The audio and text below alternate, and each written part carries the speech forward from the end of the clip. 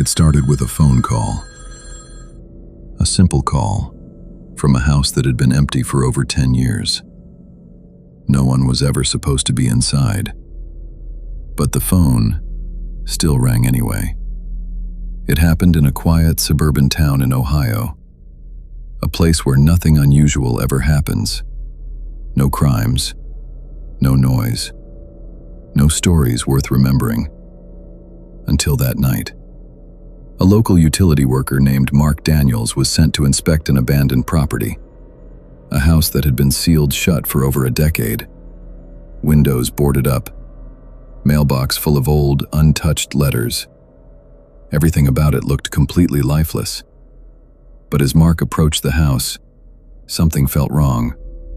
Not dangerous, not broken, just wrong.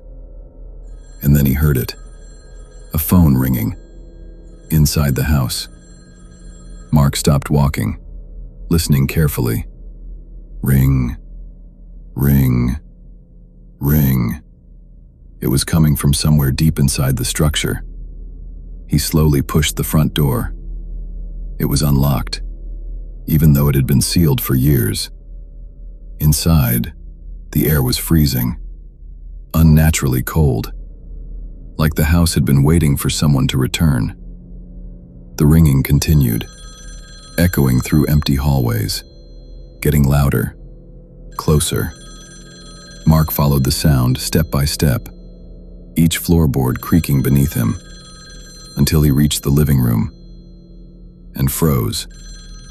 There was a phone, an old landline, sitting perfectly on a dusty table, still ringing. Mark hesitated, then slowly picked up the receiver. Silence. No voice. No static. Just breathing. Heavy. Close. On the other side. Mark whispered, "Hello?" A long silence. Then, a child's voice. Very faint. "Don't hang up." The line went dead. Mark dropped the phone, his heart pounding. He turned toward the hallway, and then he saw something impossible. Fresh footprints, bare feet, leading from the hallway, straight into the living room. But Mark was alone. He had always been alone. He stepped back outside and called police immediately. When officers arrived, they searched the entire house. But nothing made sense. The phone was gone. The footprints were gone. And the house was silent again. No record of any call existed. No service logs. No evidence the phone line was even active. Some believe it was a hallucination. Others say it was a prank. But Mark never accepted either explanation. Because before the line went dead, he heard something behind him. A phone ringing again. Inside the house.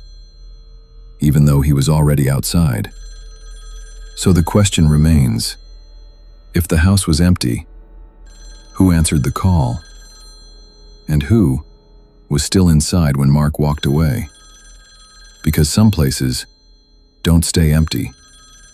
They just wait. Subscribe for more disturbing mysteries that should never be answered.